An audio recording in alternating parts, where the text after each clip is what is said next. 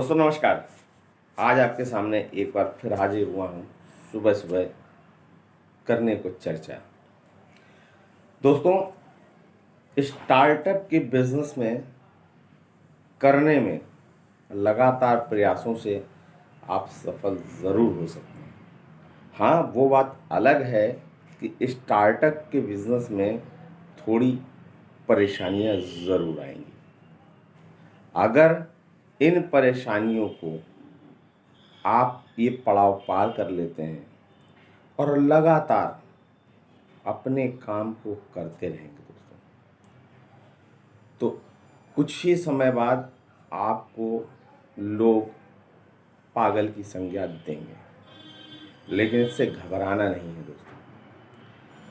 अगर आपके लगातार प्रयास से आज नहीं तो कल बिजनेस जब आपका स्टार्टअप एक नया रूप लेगा, तो इन्हीं लोगों की राय बदलने में वक्त नहीं लगेगा दोस्तों।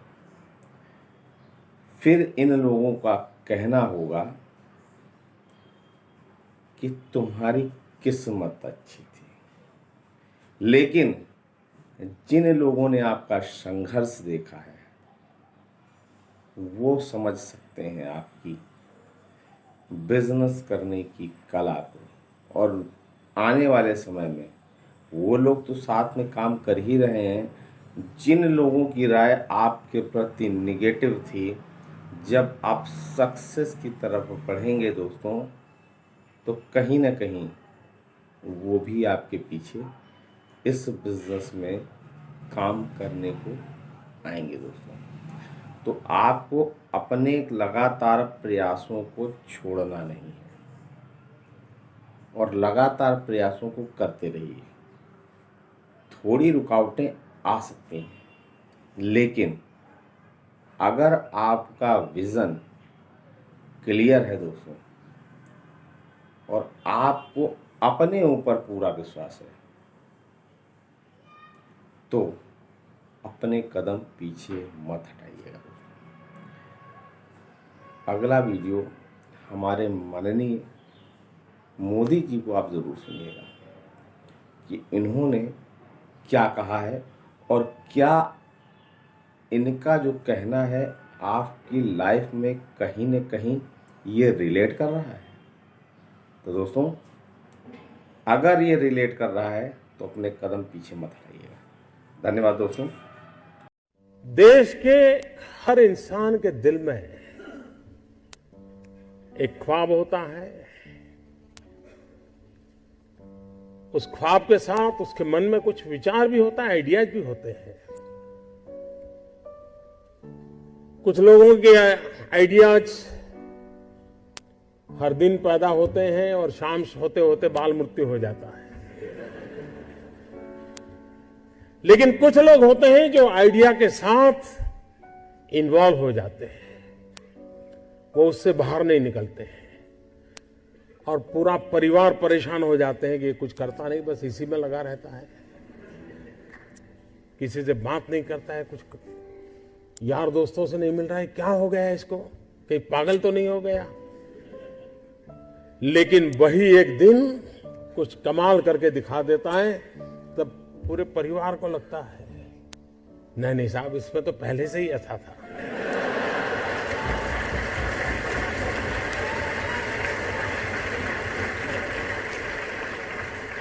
आप में से सबके जीवन में एक अनुभव आया होगा,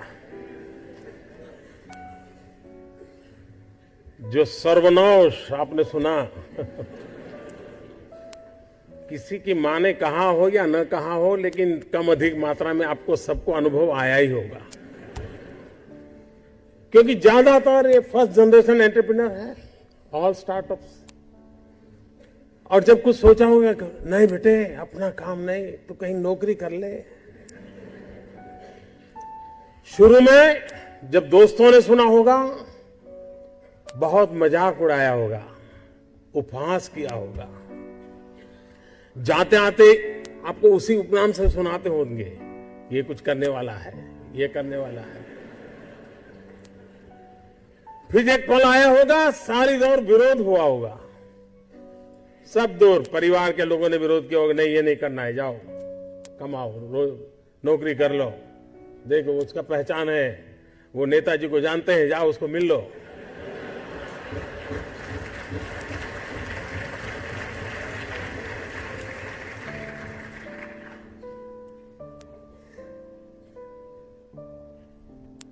उस विरोध के बावजूद भी जो टिके होंगे, आज सब लोग कहते होंगे कि यार इसने तो कमाल कर दी, कुछ ऐसा मुझे भी करना है। हर किसी के स्टार्टअप की जिंदगी की यही कहानी है। एक भीतर से एक ऊर्जा होती है, भीतर में सपने होते हैं, उसके साथ खप जाने का इरादा होता है, तब जाकर के परिस्थितियां पलटती है। और दुनिया में हर किसी ने यही किया होगा।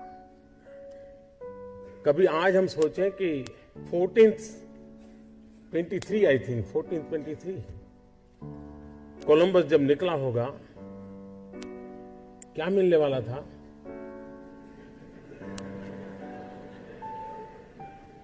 लेकिन उसको लगा होगा कि कोई एक नया रूट मुझे खोजना है, विश्व को मुझे जोड़ना है, और वो चल पड़ा। और चलने के पहले उसने ढेर सारी चीजों का अध्ययन किया होगा, टेक्नोलॉजी डेवलप की होगी, और नया एक उसने स्पाइस रूट को दुनिया को दिया होगा।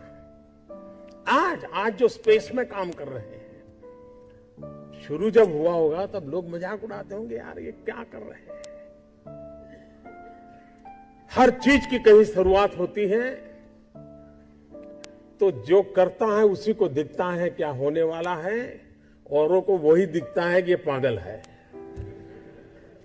और इसलिए जिन्होंने ये सफलता पाई है, वे सिर्फ एंटरप्रेन्योर नहीं है, एक प्रकार से एडवेंचर उनकी प्रकृति का हिस्सा है, तब जाकर के होता है। स्टार्टर की सक्सेस सिर्फ एंटरप्रेन्योरशिप क्वालिटी से नहीं है, रिस्क टेकिंग कैपेसिटी, एडवेंचर करने का इरादा, ये उसके साथ जुड़ता है। और तब जाकर के हम दुनिया को कुछ दे सकते हैं। जो कुछ करने के इरादा से आता है, पैसे उसके लिए बाय प्रोडक्ट होते हैं।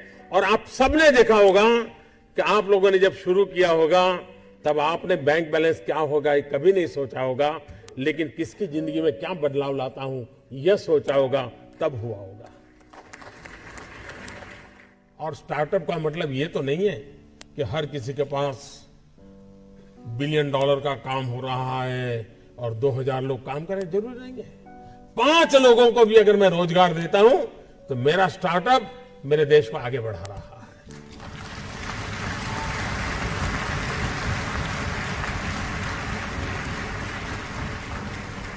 एक साइकोलॉजिकल चेंज लाना है कि यूथ के दिमाग में जॉब सीकर की मानसिकता से उसको बाहर लाना है, वो जॉब क्रिएटर बने। और एक बार उसके दिमाग में आ गया कि मुझे 2 लोगों की जिंदगी को बद संभालना है, वो कर लेगा। जिस देश के पास 800 मिलियन 35 से कम आयु के नौजवान हो, जिस देश के नौजवानों के पास टैलेंट हो, हाथ में हुनर हो, अपरंपार सपने हो, और पूरी दुनिया में अवकाश ही अवकाश हो, क्या नहीं हो सकता है। आज मैं आईटी प्रोफेशनल से कहना चाहूंगा, विश्व के किसी भी दुनिया के देश के नेताओं से मैं मिलता हूं, दुनिया का कोई भी डेलीगेशन आता है, उनकी जो बातों में होती है उसमें एक चिंता हर एक को सता रही है, और वो है साइबर सिक्योरिटी। हर कोई परेशान है साइबर सिक्योरिटी को लेकर के। क्या भारत साइबर सिक्योरिटी प्रोवाइडर के रूप में अथॉरिटी बन सकता है? एक बार हिंदुस्तान का ब्रांड का साइबर सिक्योरिटी का सॉफ्टवेयर मिल गया, अब दुनिया की कोई ताकत उसको हिला नहीं सकती। ये कर सकते हैं क्या? मानव जात के लिए चुनौती आवश्यक है, क्योंकि सरफरे लोग तो हैं जो तबाही करने पर तुले हुए हैं, लेकिन हम मानवता को बचा भी तो सकते हैं। हमारे पास इस प्रकार के लोग हैं।